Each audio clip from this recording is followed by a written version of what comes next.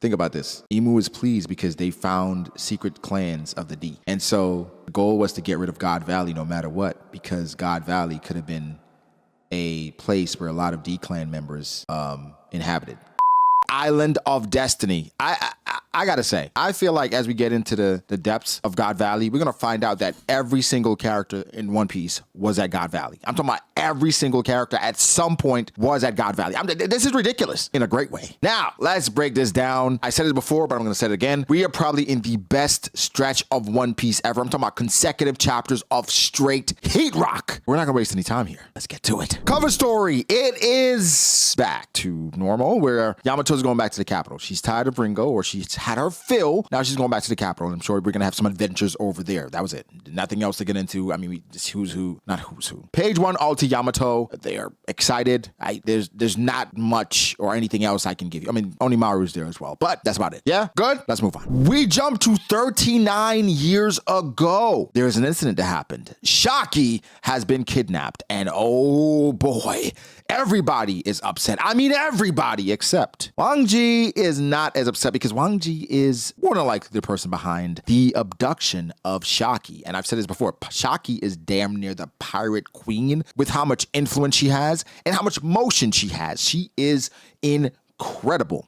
Now, interestingly enough, Don Marlin was killed. It's flashback, so Oda doesn't care. He kills anybody in the flashback. Anybody can get it. Any damn body can get in the flashback. Don Marlin, gone. He was on guard, guarding Shakky, and I guess because that's the crown jewel, they're going to have people guarding the crown jewel. I've been seeing more and more people calling Don Marlin trash, saying, how do you get killed whilst guarding the treasure? I mean, we don't know who abducted Shakky at this point. Shakky is fairly strong herself, I'm assuming, right? Based on just the context clue, she should be fairly strong.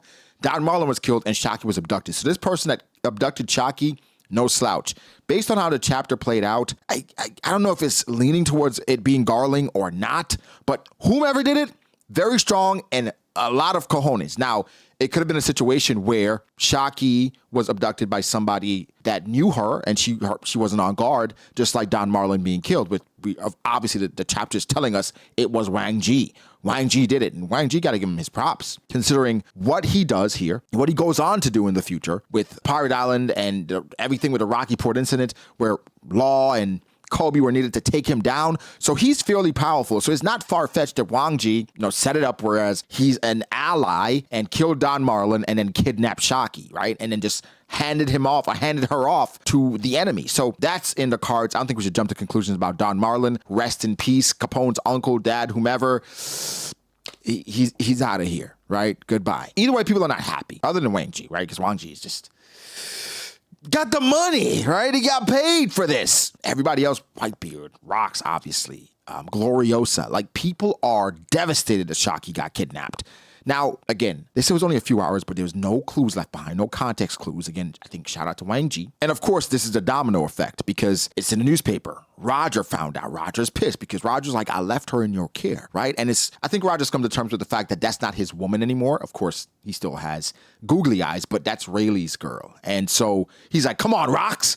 You couldn't keep her safe? And even Rayleigh is like, damn, Shakky. Because it's not like Rayleigh wasn't interested. He just didn't want to be tied down. And now that she's kidnapped, maybe some, remorse there. Like, damn, should I have locked it down? So it's spiraling. I think the craziest thing that they said about Shakky being kidnapped, and I'm like, this is incredible gas. Shakky being kidnapped had such an impact that it brought the world's economy, not just the Pirate Island, not just Mary Joanna, not just the East Blue.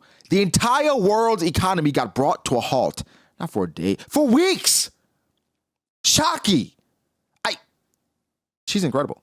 There's no other way to say she's incredible. The Rocks Pirates, they are not bound together by loyalty. They're bound together by purpose. And so everybody caring and, for the most part, crying about Shakky, it shows that they've evolved, where they became united somewhat through Shakky. It was like, even for Whitebeard, they're not a true family, but it was a familial structure through her because everyone was now, I guess, required and had the responsibility of protecting her because she is the center. And you got to imagine somebody like Shakky, not only her in a bar, what it represented, that's something you'd want to cherish and keep safe, because if she's doing all that and her influence leads to peace, at least temporarily, that's something that they would want to protect. And I think her capture, it was such a domino effect because that's the end of this neutral place where everybody could come together and just talk, even if they were just mortal enemies, to just, now we got to work together to bring this back. Because she, I know this might be an exaggeration, she is somewhat holding this together. Be it, gooning or for whatever reason, she is holding this together. Her influence is holding this together. And we transition to God Valley. This is 1 year later. So this is now 38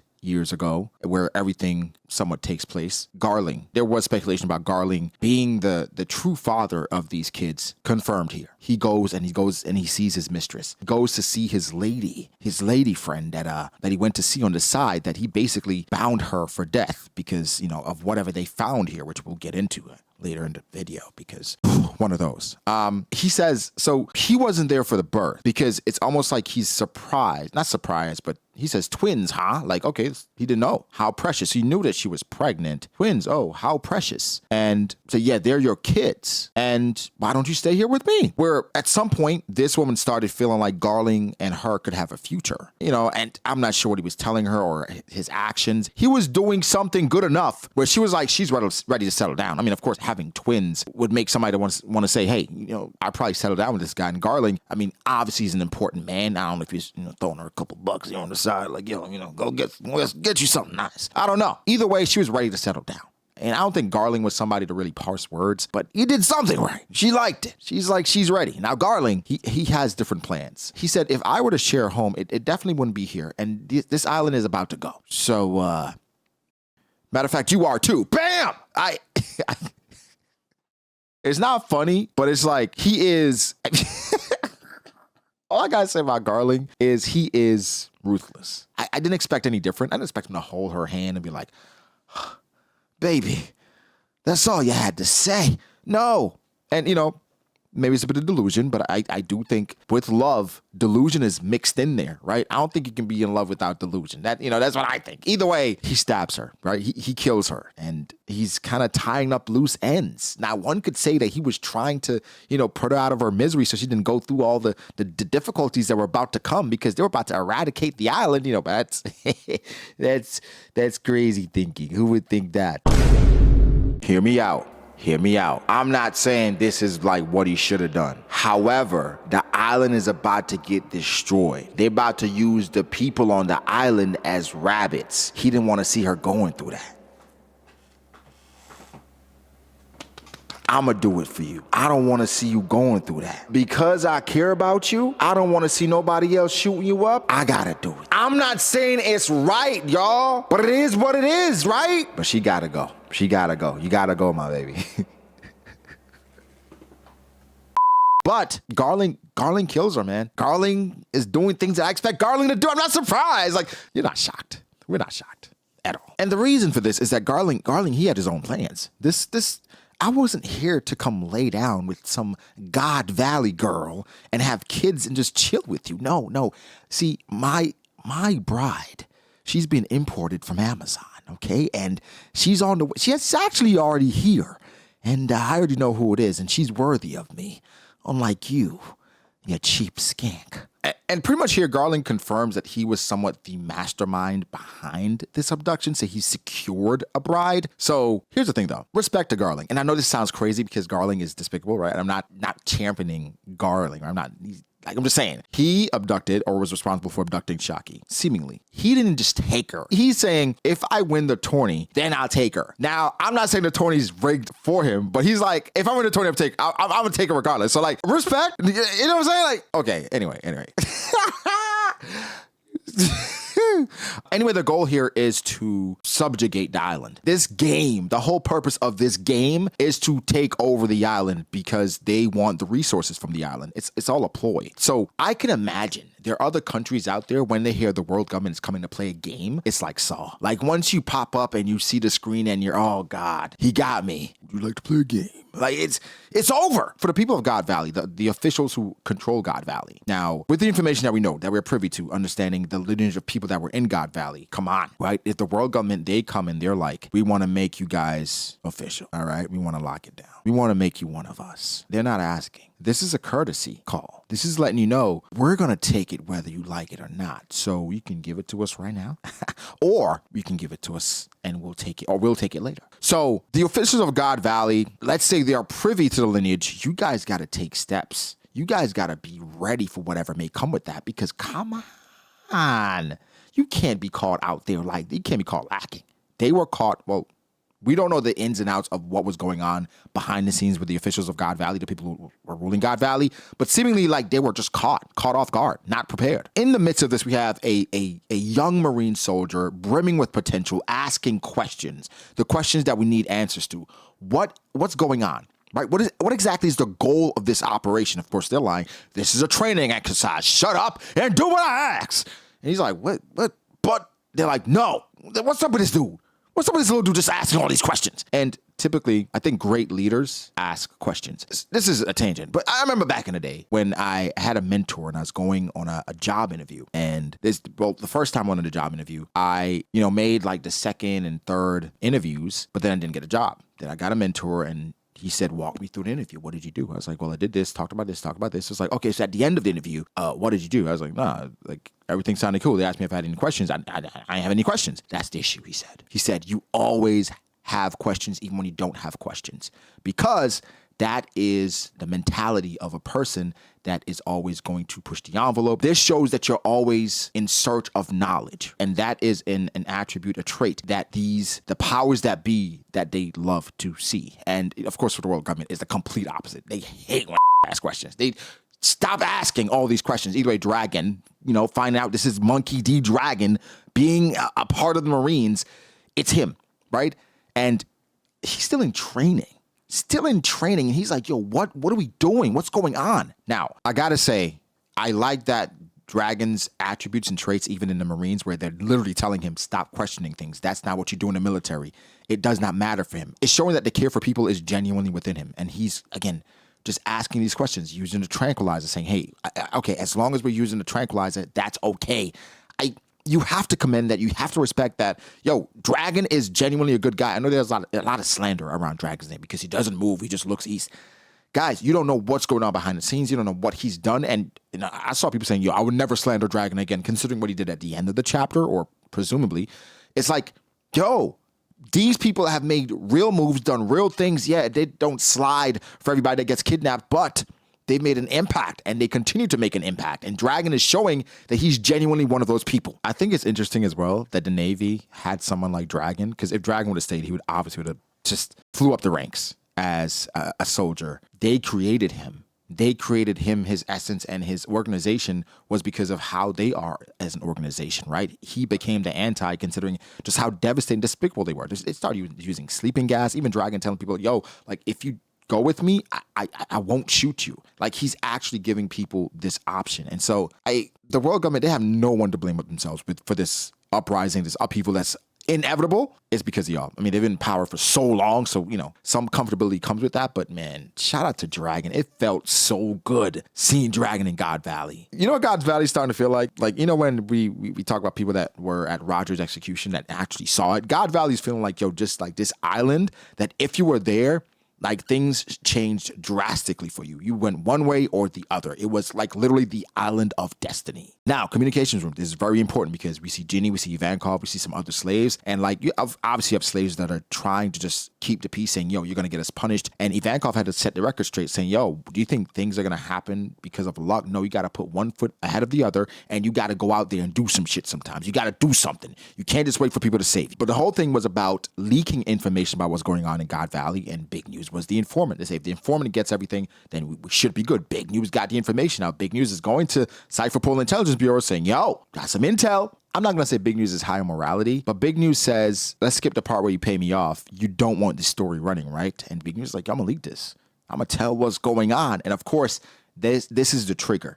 This is how the dominoes start to fall, because you find out Shakky's at God Valley. Rox goes, Roger goes. Where Roger goes, Garp goes. And this leads to this incredible just event happening in this place that's supposed to be eradicated. So finding out that God Valley was going to go, well, not God Valley, the island, like the people, they were going to just take control of this island. At the same time, everything was happening. Again, it feels like fate. It feels like destiny. It feels like these things were meant to happen. Now they find out Shakky's still alive. Obviously, right? The dominoes are falling. Of course, Wang Ji's like, what? Is this even a source we can trust? I don't know. Like, Wang Ji.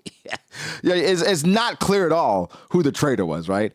But everybody's excited that Shakky is still alive. And they're like, yo, we're going after them. We're going after her. I think even the responses by some of the people kind of tells us something about them. Where Whitebeard says, oh, damn, I heard about these hunts before. I guess they are true. Big Mom's like, oh, shit, I'm sure you got some fire devil fruits over there. And Kaido, you wanted a devil fruit, right? Kaido's like, what ones they got over there, right? They like, man, Shakky, cool, but like, we ain't here for all that. And Struson's like, yo, is this a trap? Now I think Rox overreacted, because Struson was just like, yo, you just asking, yo, could this be a trap? Rox's like, shut up. He said, if you got cold feet, stay behind. Let's move. God Valley awaits. Not exactly like that, but I'm assuming like Struson was kind of caught off guard. Like, God damn, like I was just asking a question. I was just saying it's a trap. Let's move smart. He's like, nah, we going. You staying or you coming? Struson like, I'm coming. Yeah. In one translation that I read, initially said Big Mom was talking about one kid. Big Mom looked at the fruit list and was like, nah, like these fruits could be perfect for my kids. So she's talking about multiple children. Now, I almost got fooled, because initially I was like, damn, Big Mom, you do care about your kids. Then I'm like, wait, she just wants to give them devil fruits so that her army can be more powerful and have more quality fighters. She don't care about them damn kids. Now, I think she cares about probably 6 of them. But for the most part, Big Mom is going Big Mom. I like the Roger Pirates as well. They're all on board. Even Rayleigh, after hearing about Shakky and her being kidnapped, Rayleigh is now on board.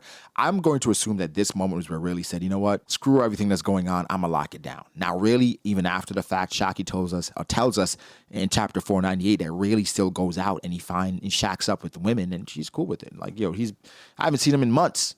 I heard he shacked up with some woman, and she said it real matter of fact, real casual. So it's not something that's bothering her. But Rayleigh said, listen, this being tied down thing, it doesn't matter. I'm going to go claim my prize. And I mean, Shakky probably gave him hey, even if you're with me, you don't have to be tied down. Like, you can do your thing. Just know where home is. You can't beat that. Can't beat that. This is where things really take a turn, because we find out some information that I don't want to say was alluded to, but it's just like, okay. First, Harold shows up right in front of the Rox Pirates. Harold says, well, we heard you were obsessed with this woman, your entire crew, and so that's how I know I could find you. Rox is like, interesting. Harold makes sure to let him know that, hey, we could sink your ship without any issues.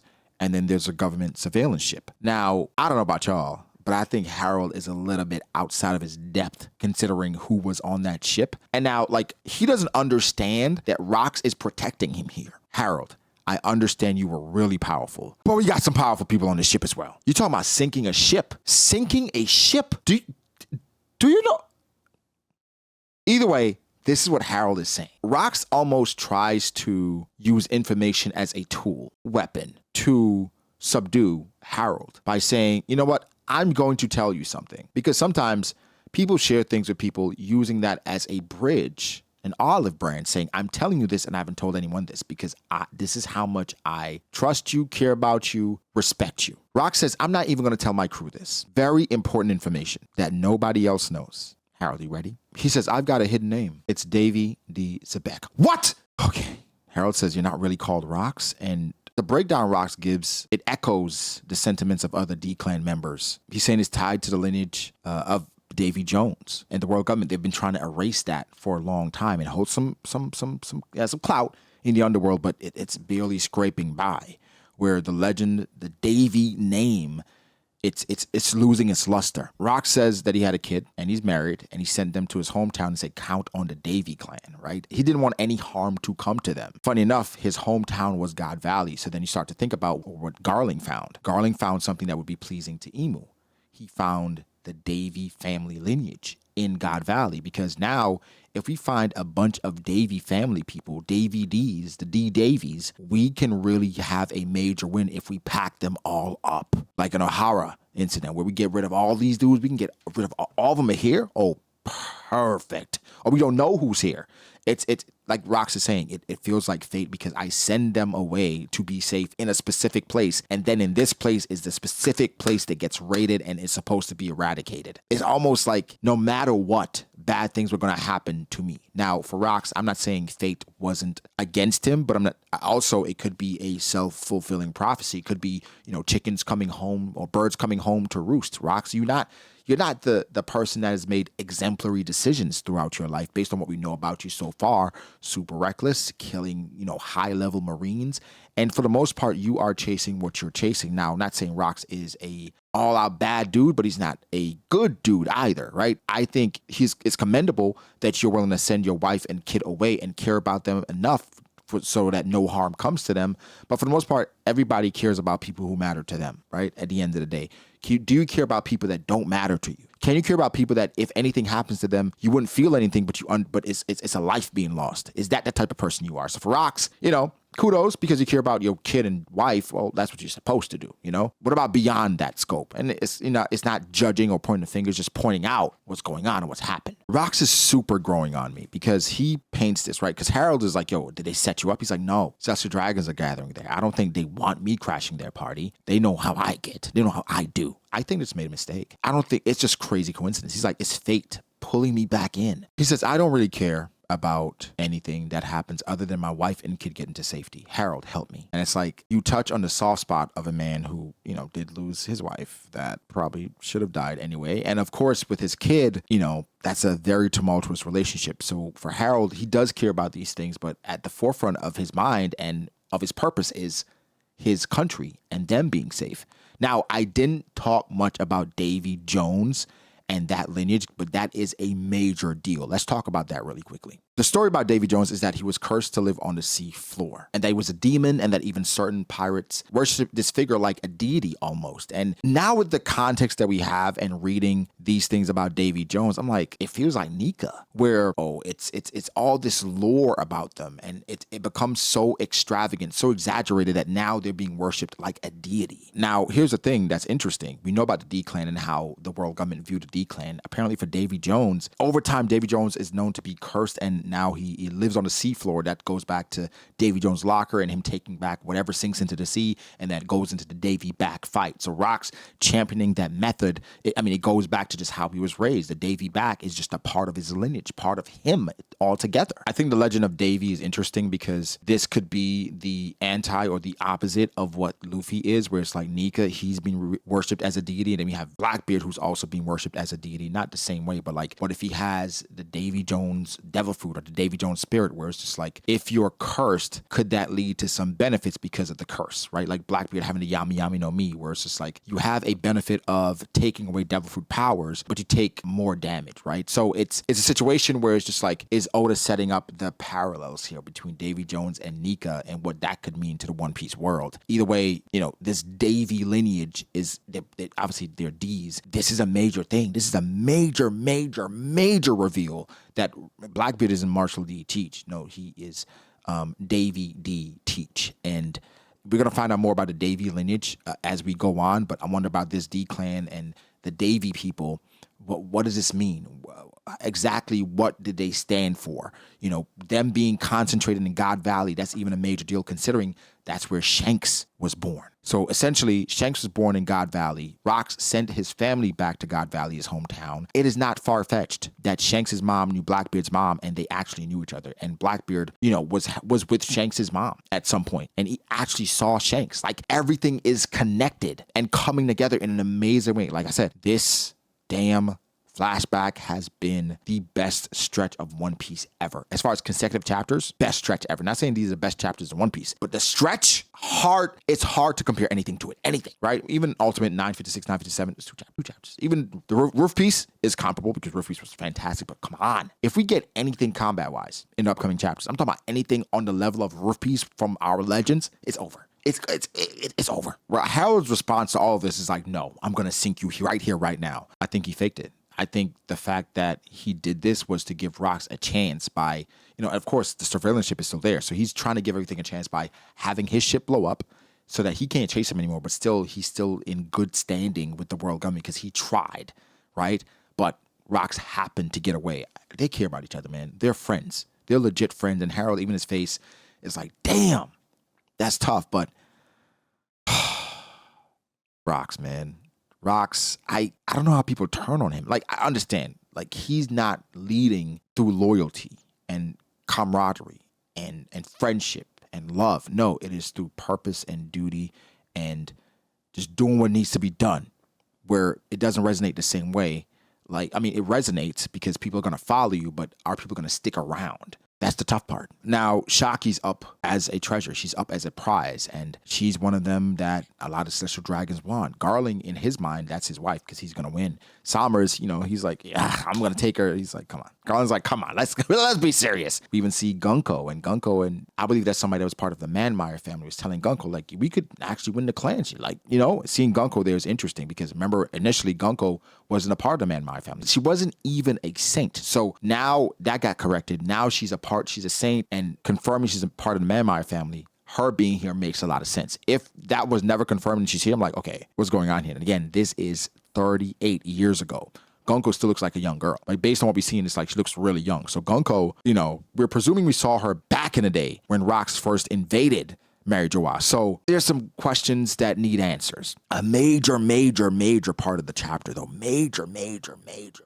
Dragon. Of course, Dragon is still moving through the island. He stumbles upon a woman that's in a room. Now, this was some debate about who this woman is. I thought it was pretty clear. You have a woman here, and she's in a room, and there's blood. That's more than likely Garling's concubine, right? He stabbed her, but he didn't kill her, so she made her way to this room, and she's saying, my kids, you have to get them off the island. You can't let him take them, which is Garling trying to take her kids. Now, there's another scene where someone's saying, come here, teach, it'll be all right. People are comparing the scenes. Now, here's why there's no chance that these are the same thing. One, the woman with the blood, after she's stabbed by Garling, how could she get handcuffed? Why would Garling handcuff her? There's no reason to do that. She should be dead. In the other panel, the woman that's reaching for Teach, she's already handcuffed. She's already handcuffed. Looks like she's in a cage already.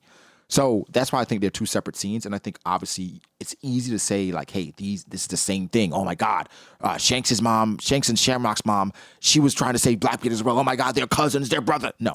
Separate scenes put there on purpose for us to think, I think. But the world government, they're happy because they're saying, they made an announcement saying, yo, for the first time in 800 years, we found members of the Davy clan, right? Not just the D clan, the Davy clan, right? And Davy is not D because he said Davy D. So the Davy clan, the specific clan, they were 800 years. They were hiding on God Valley, and Garling found them. And they are happy because they get to eradicate this bloodline. Guys, this chapter was magnificent. It was special.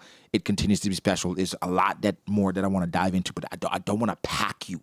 I don't want to fill you up like this. I don't want to stuff you with too much. Sorry. Amazing chapter. Guys, give me your thoughts. How do you feel about it? How do you feel about Dragon? Has that changed for you? Shanks being a child of destiny. I mean, are you kidding me? Are you kidding me? Like the video, subscribe, let me know your thoughts. Shout out to my patrons. I appreciate you guys all so much. Would not be possible without you. And guys, we'll catch you in the next one. Peace out.